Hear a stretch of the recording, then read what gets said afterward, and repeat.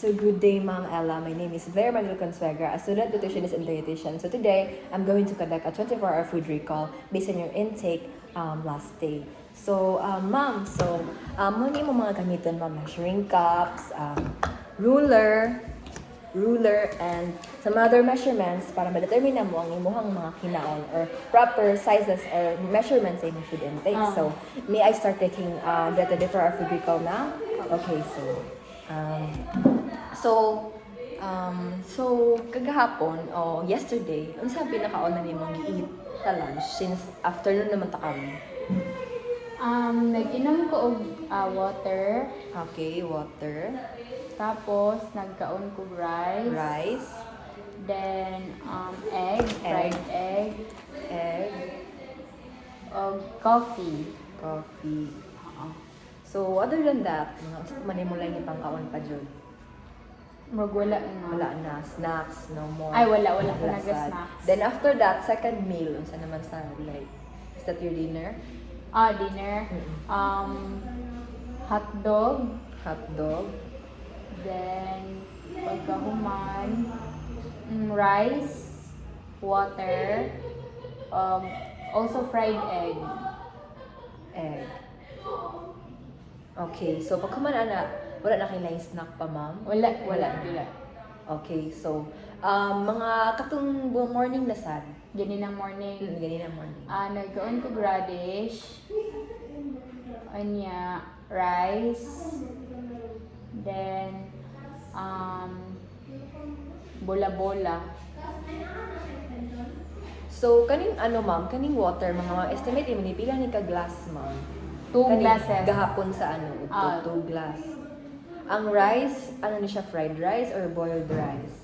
Boiled. Boiled rice. Katong white rice. Then, pila pod ka cup imong mahurot, ma'am? Mga isa lang po. 1 cup. Then, kaning egg, ni siya, ma'am, no fried?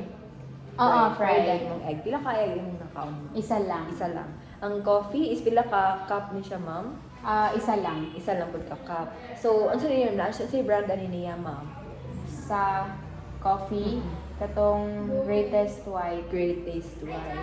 So, sa lunch is hot dog. So, kaning hot dog, ma'am, saan method of cooking? Fried ni siya? Or Deep-fried. Deep-fried. Katong yung dagko hot siya. dog. Ang kaning pong rice, ma'am, isa po niyo siya, ma'am,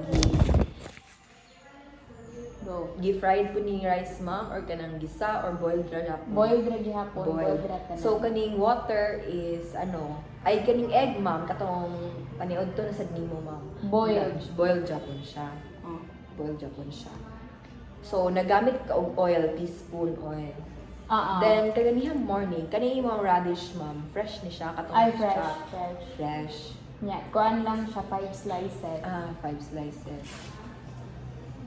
Tapos, kaning bola-bola, ma'am. Squash nga fried. Fried. Squash, ang main ingredient sa bola-bola. And kaning rice, boiled Japon siya, ma'am, no? Oo. And fried ang bola-bola. So, pinaka bola-bola, ma'am. Duha. Duha ka bola-bola. So, ang katong ma'am, kaning hotdog, katong sa imong lunch kay hapon. Na-estimate mo, ma'am, ito siya katasain 2 cm, ma'am. Kuan to siya mga centimeter or inch? Centimeter, ma'am. Centimeter, mga kuan yata 13. 13 cm ang hotdog, 13 cm. So, ang mga rice ito, ma'am, as you said, 1 cup. Tama ba? Ngayon siya kadak, Okay. Unani kadak kayo mga rice, sinag 1 cup sila tanan. And ang imong bola-bola, ma'am, kung ma-measure ni mo, ma'am, mga inaani lang siya, ma'am. Inani siya kadak. Kaya na kadak ay mong bola-bola. Mga 1/8 cup ang bola-bola. Pieces per piece, no? So, therefore, duha ka tinag 1/8 na bola-bola. 2 ka tinag 1/8 na bola-bola. Okay, ma'am. So, ang imuhang egg is mga, ano siya kadak, ma'am, ang imong fried egg. Kuan, imuhang medium lang siya. Medium, inani. Fried egg? Mga inani. So, 10.2 cm ang imong fried egg. Okay, so, i-review na ko tanan, ma'am, ha? So, ang unang gikaon atong lunch, since afternoon ang takaron is rice, boiled rice na 1 cup, na nikadaka, coffee nga great taste 1 cup, and then water na 1 glass, and then egg na fried, tapos 10.2 mo lang kada amang centimeter, and then after ang imuhang dinner is nagkaon ka og hotdog, egg, water, nga 1 glass, and yung rice, tapos again, ang imong rice 1 cup Japon siya, and then ang imong hotdog is 13 centimeter, ato kataas-an, and ang imong egg, kay boiled siya, right? Okay. And then, pagka kanihang morning na sad, ang imong gi-eat is fresh radish, tapos another 1 cup ni rice, and then itong bola-bola nga, duha ka tinag 1/8 nga size, ma'am. Okay, so, since ano sila, ma'am, no, kanang since done na ta, so thank you kayo mga participate. Thank you so much.